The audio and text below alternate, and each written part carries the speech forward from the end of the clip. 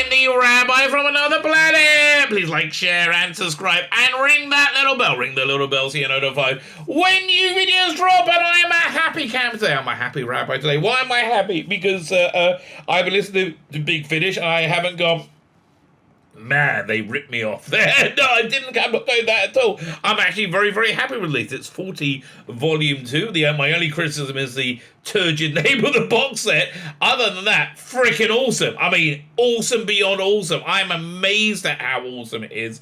It's so good that it's made the first volume in these two box set series, which I thought was okay, but nothing special. It's made it more of a recommend for me, because I would say get both these sets, because it's a fantastic celebration of the Fifth Doctor, right? Which I think is what they always intended it to be.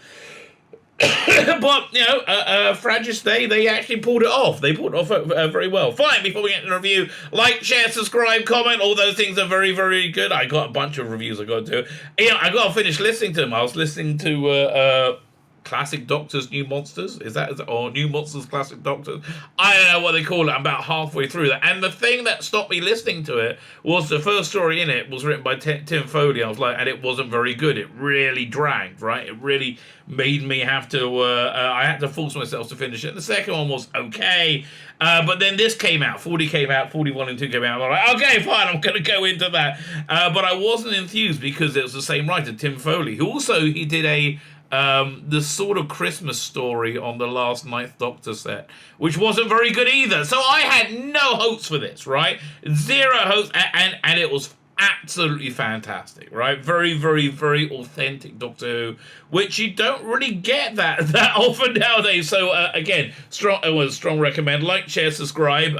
All those things are very, very good. Sign up my Substack. It's in the video notes of my email newsletter that lets you know where you will find me in the very likely event that YouTube does ban my channel for some spurious reason or another that won't hold up. But yeah, if that ever happens, you'll be able to find me because you're on Substack. I also put out like a bunch of free stuff on that, like old Doctor Who magazine articles, and I like the ads. I do. I like looking at ads from like the 90s and the 80s. I was like, oh, I remember that.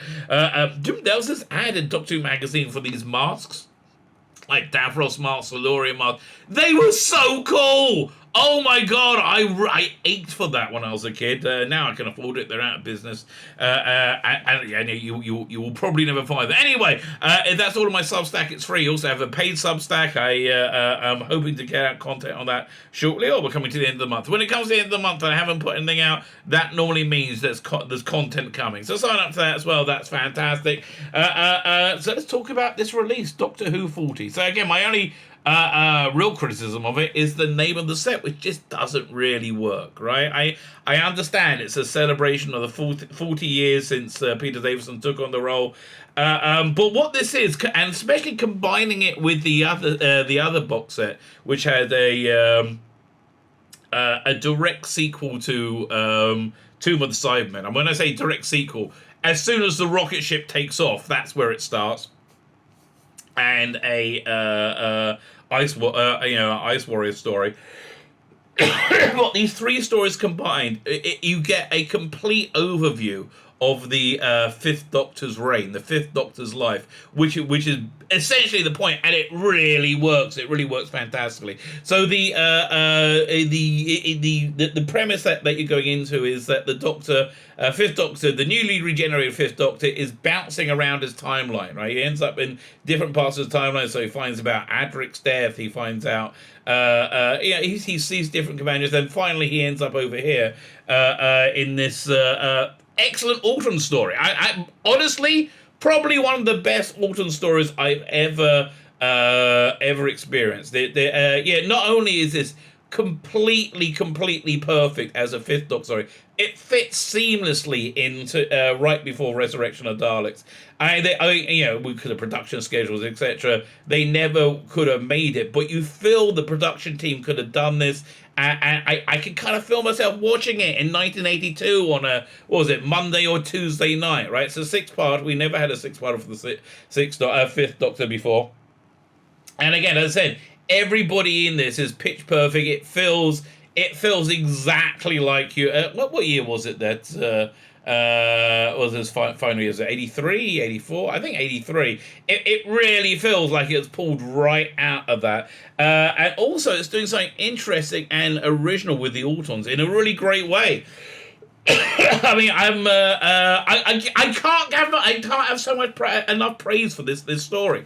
Let's talk about the performances first. Which are all uniformly excellent, right? Peter Davison, completely on form. The tragedy of Peter Davison's Doctor Who is his pinnacle was his last story, right? Case of Androzani was when he really pulled it together as the Doctor, right? That, and I kind of feel like Dimensions in Time, right? He came out quite well in Dimensions in Time, but because I feel he kind of like got used to the role with them. So it's got that feeling there. Peter Davison is great in this, right? I think he exudes all the qualities of that Fifth Doctor. The not weakness, I don't want to say that, more like the softness and the kindness, right? He felt like a much kinder Doctor, and optimistic Doctor than before and after. He felt much less alien and much more cuddly uncle, really, more than anything else.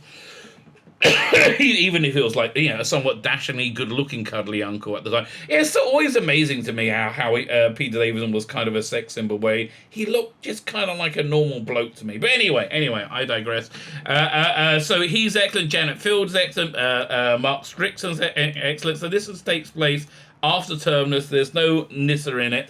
Who is in this is John Coleshaw playing a triple role of the Brigadier, and his Brigadier is just so perfect. His Brigadier is so perfect for several reasons. One, he's a great mimic, right? He understands how people make the sounds that come out of their voice and how accents are formed, right? But he also understands the character of the Brigadier in such incredible detail, right? So that really exudes out, and he's able to do the Brigadier at different ages of his life. So this is a Fifth Doctor era Brigadier. He's a little bit older, a little bit younger than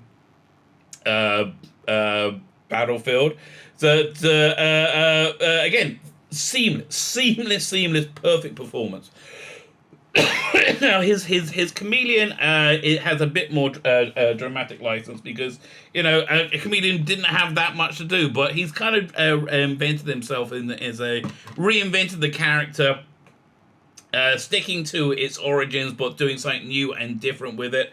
It feels like an original character. It also feels like comedian. Obviously, the voice is somewhat different, even though it's treated electronically. But very, very much exudes the comedian's character. The thing I was most excited about, though, was John Carshaw's take on the Ainley Master, which is very, very, very, very good. Again, it's the understanding of the character, of like the playfulness of him, like the crazy playfulness of the Ainley Master. I watched the was it Mark of the Rani recently, a couple of months ago, for the season 22 box set.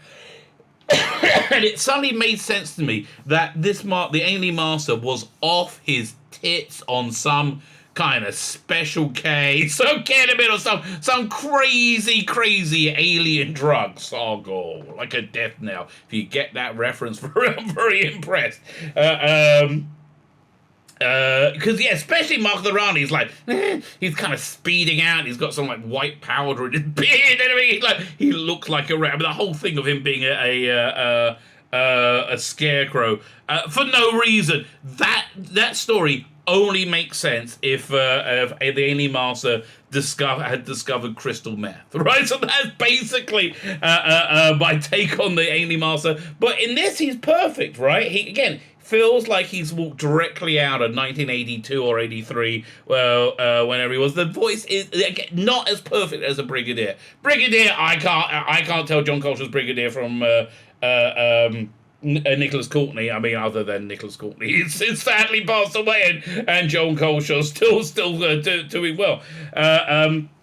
So the idea of this was, for some reason, the Doctor's moving along his timeline. He doesn't know how. That is answered in this story about what's going on. It's answered in a really interesting way. The basic premise is the Doctor shows up, and there are these unit war games going on. The Brigadier's been called in as observer. And there's a fake alien invasion going on, but it's a real alien invasion as the Autons are back, but this time subtly different, right? Subtly different, subtly moved forward, but still very, very, very authentically Auton. And they have these like weird Auton masks they put on troops that take over them, take them over. You can see it on the cover again. It really works and does something new and interesting with the characters, while at the same time being completely traditional. And it's about 2/3 of the way through you find out that it's kind of a genesis of the Autons, right? It's not well, it is really, but that's kind of a peripheral to the main story. Basically, what happens is you have these Autons that were time scooped out of reality to menace the Doctor in the Five Doctors, and they never showed up. So this is a nice reference to how the Autons were supposed to be in a village in the Five Doctors, menacing the Third Doctor and Sarah Jane, I believe, right? So they were supposed to be in it, but they never turned up. And they do mention that, like, we were ripped out. But when they were ripped out of time, they were ripped out of their Gestalt consciousness, right? Creating a new Auton entity, which has its own agenda. And again, very, very, very interesting. Now you